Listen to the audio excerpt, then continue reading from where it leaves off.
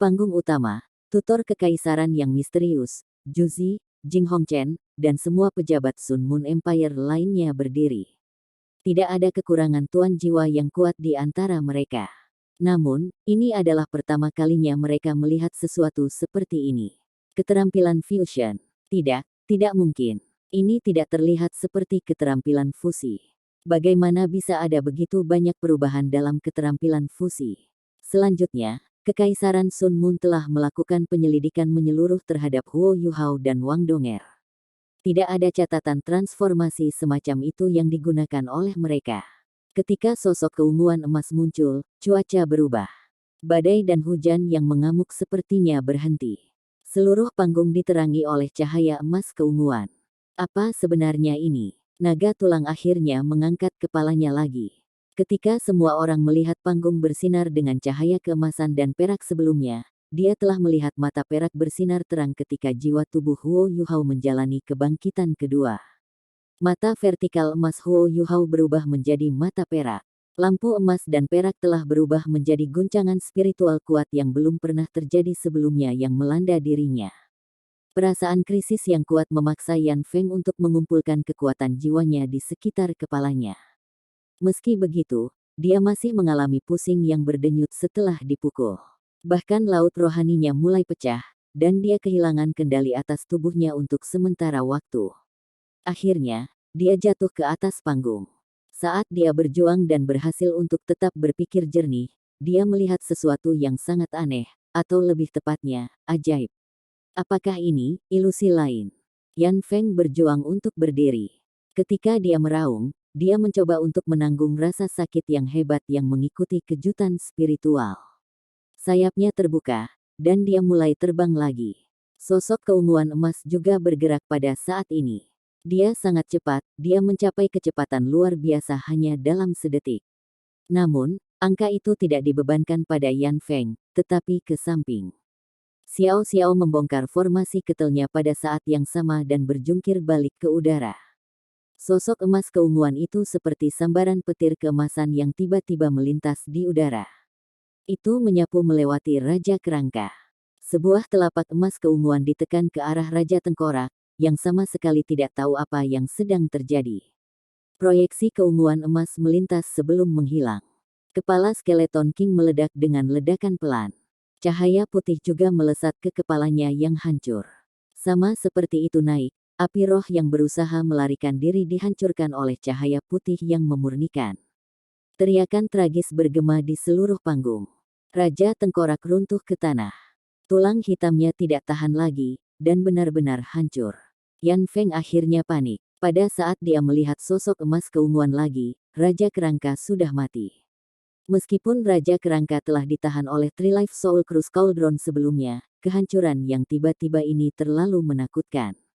Bahkan api arwahnya tidak luput, dan dia terbunuh dengan mudah. Mata sosok emas keunguan itu masih tertutup, dan dia tetap di udara.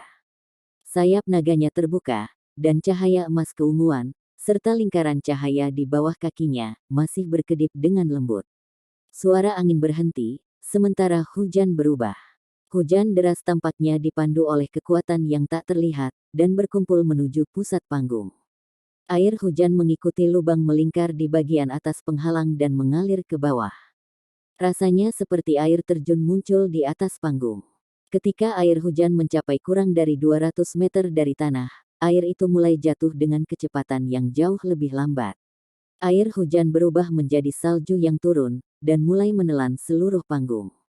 Dia bisa memanipulasi cuaca. Bukankah ini sesuatu yang hanya bisa dilakukan oleh Dou Luo berjudul? Setelah takjub beberapa kali, Yan Feng merasa seolah ada gunung di dadanya. Dia tahu dia tidak bisa menunggu lagi. Sosok emas keunguan itu seperti makhluk abadi yang telah turun ke dunia fana. Dia menggunakan satu serangan telapak tangan untuk membunuh Raja Kerangka, melemparkan bayangan besar di belakang pikirannya. Saat cuaca berubah, Yan Feng juga tahu bahwa waktunya hampir habis. Naga tulang mengangkat kepalanya ke langit dan meraung. Cahaya biru sedingin es di sekeliling tubuhnya naik sekali lagi. Kepingan salju yang jatuh sebenarnya membantu memperkuat dirinya. Naga tulang adalah makhluk jahat dan es. Pada saat ini, Tubuh Yan Feng bersinar terang dengan cahaya biru es yang membakar seperti api. Tubuh Bone Dragon-nya mengembang sekali lagi, tumbuh beberapa meter. Setelah itu, dia menyerang sosok emas keunguan dengan momentum yang tak terbendung. Itu mati atau mati. Dia memanfaatkan peluang itu sebelum lawannya melepaskan semua kekuatannya untuk mendorong kemenangan. Sosok keunguan keemasan tampak seolah-olah dia tidak peduli. Dia mengangkat tangan kanannya dan mengarahkan jari telunjuknya ke langit. Tiba-tiba, butiran salju yang jatuh menari dan berubah menjadi pusaran air es besar turun dari langit. Suhu di panggung turun secara signifikan, dan bahkan penghalang kekuningan mulai memutih. Para penguasa jiwa yang mempertahankan penghalang berada di bawah tekanan besar. Rasanya seperti dingin yang ekstrim bisa meresap ke dalam tubuh mereka melalui penghalang. Kekuatan macam apa ini? Apakah dia Douluo berjudul? Zheng Zan sudah kehilangan kata-kata. Suhu yang turun menyebabkan dia merasa dingin, bahkan dengan kultivasinya. Bahkan jika seseorang mengizinkannya untuk mengakhiri pertarungan sekarang, dia akan sangat tidak mau melakukannya. Dia tahu bahwa dia bisa terluka jika dia mengakhirinya seperti ini. Apakah ini benar-benar dapat dicapai oleh seseorang yang bahkan belum berusia 20 tahun? Naga tulang hanya membutuhkan 1 detik untuk tiba di depan sosok emas keunguan. Sosok keunguan emas mengangkat lengan kirinya dan menirukan tindakan mendorong. Sayap di belakang punggungnya tiba-tiba berubah warna. Satu sisi menjadi putih, sementara yang lain menjadi mengkilap dan transparan. Ada proyeksi cahaya yang menawan di atas masing-masing sayap. Mereka tampak seperti 2 wanita elegan. Cincin cahaya mulai naik dari kaki sosok emas keunguan itu. Halo pertama berwarna merah darah, dan membawa 4 garis emas. Lingkaran kedua kelima semuanya berwarna oranye emas. Lingkaran kelima melintas. Naga tulang berhenti di depan telapak tangan kiri yang mendorong dan tidak bisa bergerak lebih jauh. Api biru sedingin es yang membakar tubuhnya sepertinya juga menemui rintangan. Tidak peduli seberapa keras mereka berusaha, mereka tidak bisa maju. Panggung tiba-tiba menyala dengan sepetak cahaya menyilaukan. Namun, kali ini bukan emas dan perak. Sebaliknya, itu putih dan hijau jade. Mereka yang dipersiapkan saat ini melihat segalanya dengan jelas. Cahaya putih dan biru hijau datang dari sayap sosok emas keunguan itu. Mereka muncul sebagai 2 proyeksi menawan yang bergabung bersama. Seketika, mereka menyebar dari kepala naga tulang sampai ke ekornya. Kedua lampu itu seakan menyambar seluruh tubuhnya dalam sekejap. Bagian cahaya yang menyilaukan menghilang. Kepingan salju yang berputar di atas panggung juga berhenti, dan perlahan-lahan berhenti turun sama sekali. Kemudian mereka mulai bangkit. Mereka berubah menjadi bilah es yang menembak ke langit. Hujan yang turun disayat oleh bilah-bilah ini dan berubah menjadi salju. Akhirnya, itu berubah menjadi tornado es besar yang berputar ke langit. Zheng Zan linglung saat dia menyaksikan semua ini. Pupil matanya menyusut. Tepat ketika lampu putih dan biru hijau menyala, dia merasakan merinding di sekujur tubuhnya. Bahkan dia tidak yakin apa yang akan dia lakukan jika dia menghadapi serangan seperti itu. Kekuatan macam apa itu? 8 cincin. Serangan itu setidaknya harus berada pada level Douluo jiwa berdering 8. Tidak heran dia takut, meskipun dia adalah insinyur jiwa kelas 9. Lagi pula, dia tidak memiliki kekuatan bertarung dari Douluo Titlet sejati. Bagaimana ini mungkin? Huo Yuhao dan Wang Donger masing-masing memiliki 5 dan 6 dering. Kekuatan gabungan mereka sebenarnya mampu mencapai tingkat 8 cincin. Naga tulang membuka mulutnya dan terus melayang di depan telapak tangan kiri emas keunguan. Suaranya menjadi lebih dan lebih kasar. Bisakah kamu memberitahuku nama skill jiwa ini? Suara dingin dan dingin Huo Yuhao terdengar, ini disebut Pride of the Ice and Snow Empresses. Terima kasih. Suara Yan Feng tiba-tiba terdengar lebih serak. Detik berikutnya, tubuhnya tampak menjadi lebih cerah. Setelah ini, tulangnya mulai retak. Setelah serangkaian celah menusuk, tulang-tulangnya hancur. Ketika tulang-tulangnya yang remuk jatuh ke tanah, mereka berubah menjadi bubuk. Bola cahaya biru es bersinar untuk sementara waktu di sekitar kepala Bone Dragon sebelum menghilang. Pride of the Ice dan Snow Empress tidak hanya menghancurkan tubuhnya, itu menghancurkan jiwanya juga. Yan Feng benar-benar dilenyapkan. Sekte Tang versus Sekte Roh Kudus. Dari 4 murid dari Sekte Roh Kudus yang telah bersaing, keempatnya terbunuh. Mereka dimusnahkan. Tanda pisah tanda hubung.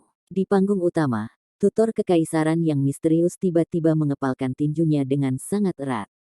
Aura yang sangat tidak stabil dan berbahaya dikeluarkan dari tubuhnya. Dia seperti gunung berapi yang bisa meletus kapan saja. Qing Hongchen mengambil langkah ke depan dan memblokir Su Tianran, melindungi dia dan Juzi. Cahaya merah menyala bersinar di dadanya. Meskipun Jing Hongchen belum pernah melawan tutor kekaisaran ini sebelumnya, dia tahu betapa menakutkannya dia. Begitu dia meletus, seluruh panggung utama akan berubah menjadi neraka. Qing Hongchen bukan satu-satunya yang merasakan aura berbahaya.